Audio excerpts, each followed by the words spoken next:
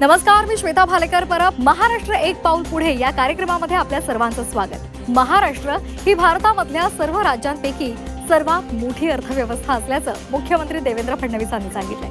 विधानसभेत राज्यपालांच्या अभिभाषणावरच्या चर्चेला उत्तर देत असताना मुख्यमंत्री बोलत होते. गेल्या 11 वर्षांमध्ये महाराष्ट्राची अर्थव्यवस्था जवळपास तिप्पटीनं वाढली आहे. महाराष्ट्र एकमेव राज्य आहे ज्यानं 500 बिलियन पार करून 660 बिलियनचा टप्पा गाठल्याचं फडणवीस यांनी यावेळी सांगितलं.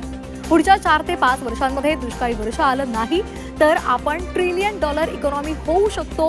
तसंच आपण जगामधली 13वी किंवा 14वी अर्थव्यवस्था होऊ असा विश्वास सुद्धा त्यांनी व्यक्त केला.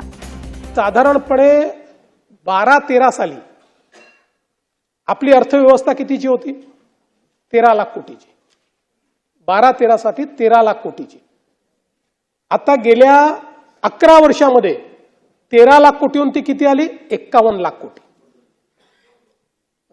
जवळपास 3 पट आपली अर्थव्यवस्था 10 वर्षामध्ये आपण नेली आहे. 3 पट. स्टार्टअप कॅपिटल म्हणून आज महाराष्ट्राकडे पाहिलं जात असल्याचं मुख्यमंत्री देवेंद्र फडणवीस यांनी म्हटलंय. महाराष्ट्रानं स्टार्टअप उद्योजकता आणि नाविन्यता धोरणाला मान्यता दिली आहे. 3 व्हेंचर्सच्या माध्यमातून फंड ऑफ फंड आपण तयार केल्याचंही फडणवीस म्हणाले. जवळपास सूक्ष्म, लघु आणि मध्यम उद्योगाकरता 500 कोटी रुपयांच्या फंडची व्यवस्था आपण केलेली आहे. आता आपण देशाच्या स्टार्टअप इकोसिस्टीममध्ये देशाचं स्टार्टअप हब महाराष्ट्र आहे. रजिस्टर्ड स्टार्टअपमध्ये सर्वाधिक स्टार्टअप देशाच्या 20% महाराष्ट्रामध्ये आहे आणि त्याहीपेक्षा देशामध्ये एकूण 119 युनिकॉर्न आहेत. यापैकी 28 युनिकॉर्न आपल्या महाराष्ट्रामध्ये आहेत. देशाच्या 25% किंवा त्यापेक्षा जास्त युनिकॉर्न हे महाराष्ट्रामध्ये आहेत आणि म्हणून स्टार्टअप कॅपिटल म्हणून आज महाराष्ट्राकडे आपण पाहू शकतो असंही मुख्यमंत्र्यांनी म्हटलंय. मला सांगताना आनंद वाटतो की आता देशाच्या स्टार्टअप इकोसिस्टीम मध्ये देशाचं स्टार्टअप हब बंगलोर नाही, देशाचं स्टार्टअप हब हैदराबाद नाही, देशाचं स्टार्टअप हब हे महाराष्ट्र आहे.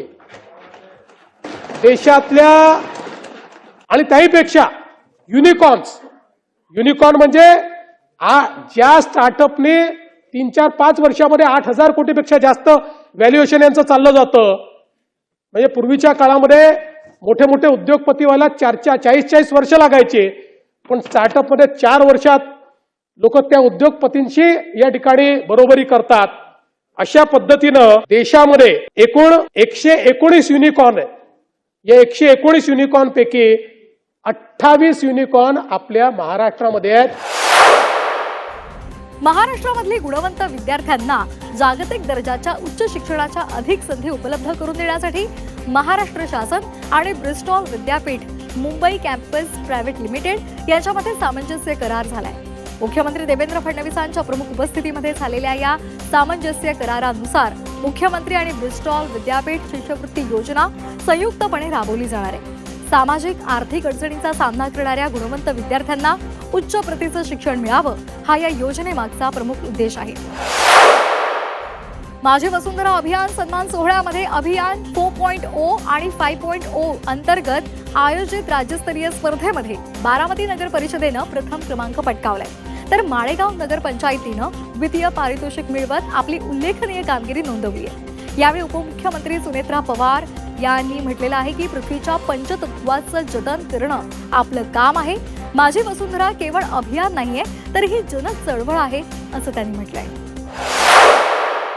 2025 साली पहलगाममध्ये झालेल्या दहशतवादी हल्ल्यामध्ये जीव गमावलेले संतोष जगदाळे यांची मुलगी आसावरी जगदाळे हिला शासकीय सेवेमध्ये सामावून घेण्याचे निर्देश उपमुख्यमंत्री एकनाथ शिंदेंनी पुणे महानगरपालिका आयुक्तांना दिले. एकनाथ शिंदेंनी पुण्यातील जगदाळे कुटुंबियांची भेट घेतली होती. यावेळी त्यांनी संतोष जगदाळे यांच्या कुटुंबाला आर्थिक आधार मिळावा यासाठी आसावरीला शासकीय सेवेमध्ये सामावून घेण्याचं आश्वासन दिलं होतं. अतिशय दुर्दैवी हल्ला पहलगामला झाला. मी स्वतः तिकडे गेलो होतो आपल्या लोकांना तिथून रेस्क्यू करण्यासाठी महाराष्ट्रातल्या. मी नक्कीच जगदाळे परिवाराच्या सोबत आहे आणि त्यांचं सगळं जे काही समस्या अडचणी आहेत त्या ऐकून घेऊन त्यांना न्याय देण्याचं काम आम्ही करू. महाराष्ट्र एक पाऊल पुढे मध्ये वेळ इथेच थांबण्याची. ताज्या बातम्यांसाठी पाहत राहा झी 24 तास. नमस्कार.